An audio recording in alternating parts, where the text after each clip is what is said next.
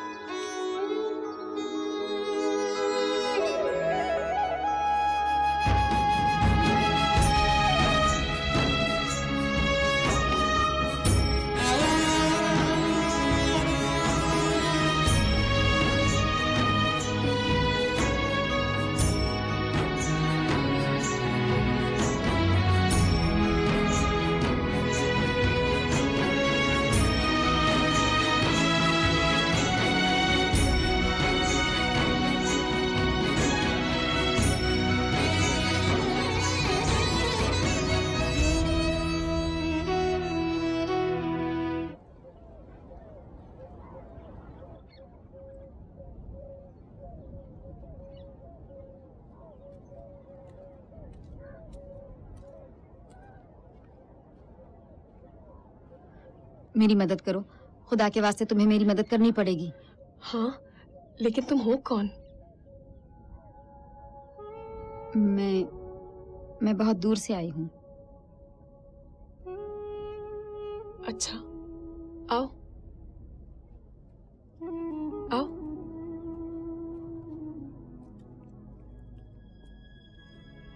बैठो।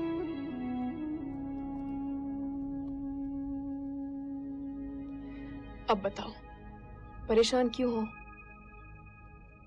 मीरा दीदी। तू फिर से स्कूल नहीं गई? ये कौन है? जा पानी लिया। अच्छा। कहाँ से आई हो? हिमाचल प्रदेश। वो तो बहुत ऊपर है ना, उत्तर में। हाँ। पानी ले, बांध वहां। अकेले में बात करना है तो साफ कहो ना। अच्छा, जाती हूँ। बहुत सुंदर है तुम्हारी जगह। हाँ, उतनी ही जितनी तुम्हारी, लेकिन अलग। यहाँ की सुंदरता बड़ी अनोखी है, रूखी, कठोर और उतनी ही निर्दयी जितनी है धूप। हाँ। क्या खोज में आई हो? मेरा पति आमिर। तुम्हें छोड़ आया है हाँ, और तुम समझती हो वो यहाँ कहीं मिलेगा? अगर तुम मेरी मदद करो तो। मुझे कोई और तो नहीं समझ रही ना? तुम्हारा पति नौकरी करने आया था, तो फिर यहाँ जो नई फैक्ट्री खड़ी कर रहे हैं वही काम करने आया होगा। बाहर से कई मजदूर आए हुए हैं। तुम चाहते हो कि मैं चोपड़ा जी से बात करूं? चोपड़ा जी? वो जो फैक्ट्री खड़ी कर रहे हैं। तुम्हें कैसे पता कि वो हमारी हवेली में रुके हुए हैं? गांव में कह रहे थे। तुम्हारे घर आई भी थी, लेकिन घर वालों ने बाहर निकाल दिया। वो तुम थी जिस पर सब चिल्ला रहे थे? मुझे तो कहा कि तुम कोई भिखारन थी। भीख तो मांग रही थी। ठीक है, मैं कुछ करती हूँ, लेकिन चोपड़ा जी आजकल यहाँ नहीं है। कुछ दिन में लौटेंगे। कुछ दिन तक रुक सकती हूँ। पानी लाई, 3 बांधी, अब क्या करूं? हाय, मैं भूल गई, अभी आई। लीला बात कर रही थी, भूल गई। आप हमेशा ही ऐसा करती हो। हमेशा? कहाँ ऐसा करती हूँ? आपके पति भी खो गए क्या? लीला, कुछ ऐसा ही समझो।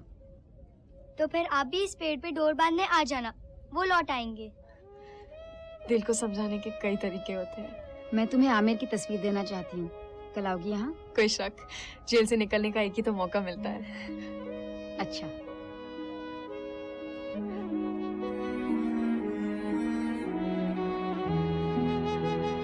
चल, बहुत बोलती है तू।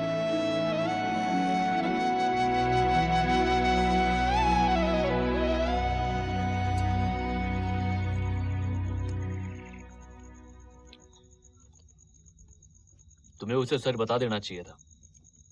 सच का झंडा तुम लहरा रहे हो। हमेशा क्यों ताना देती हो? जिंदगी में पहली बार हिम्मत हार बैठी। अगर वो ना कर देती तो? तो इरादा क्या है? पता नहीं, देखे क्या होता है। दोस्ती बढ़ाऊं, विश्वास जीतूं, शायद फिर उसे बताऊंगी। तो मतलब अब मेरा रोल खत्म। तुम रोज बाहर जाओगी, अपना काम करोगी, मैं घर पर तुम्हारा इंतजार करूंगा। वाह, गंगा उल्टी बहने लगी है यार। ये सरासर अत्याचार है। औरत का इस लफ्ज से बहुत गहरा रिश्ता है। तुम सब एक दिन मिलकर मर्दों की बैंड क्यों नहीं बजा देती? शायद एक दिन। मुझे चेतावनी जरूर देना, याद रहे मैं तुम्हारे साथ हूँ। ख्याल रखूंगी।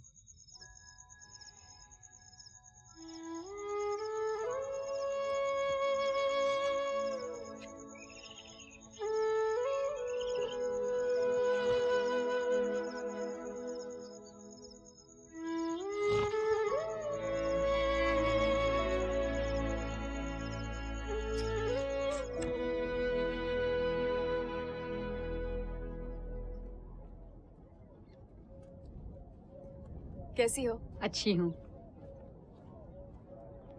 मैं अभी आई।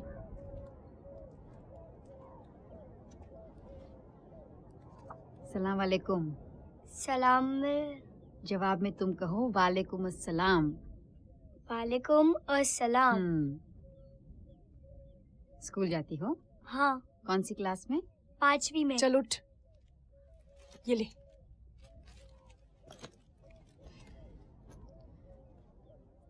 ये है आमिर।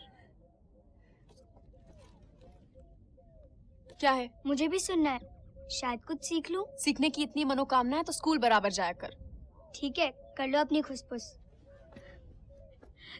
तुम्हारी बहन है? नहीं, शंकर को कहीं मिल गई थी। मिल गई थी? कुएं में। लड़की है ना, शायद इसलिए फेंक दी गई। बेटियों का यहाँ क्या मोल, मुसीबत ज्यादा मुनाफा कम। हमारे यहाँ जो काम करता है पाठ सिंह, उसने इसे गोद ले लिया है। लेकिन शंकर ना होता तो। तुम्हें उसकी बहुत याद आती है? इतना कि दिल में नहीं समाते। मुझे भी बहुत याद आता है आमिर। हमारी यादें एक जैसी कहाँ, तुम्हारी सोग में उम्मीद जो खुली हुई है।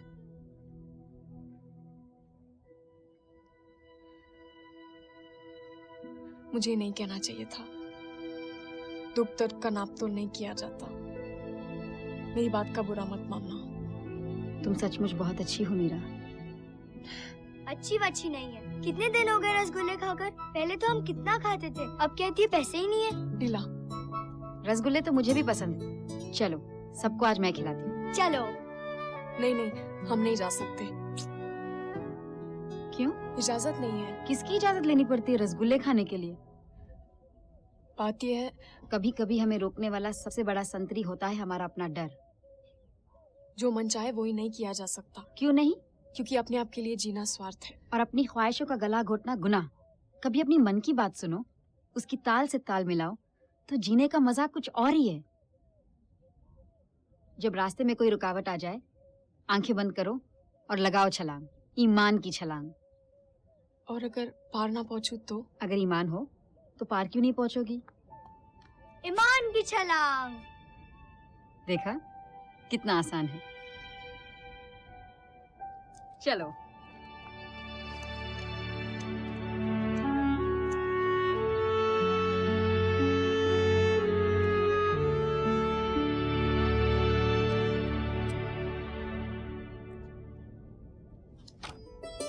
ईमान की छलांग।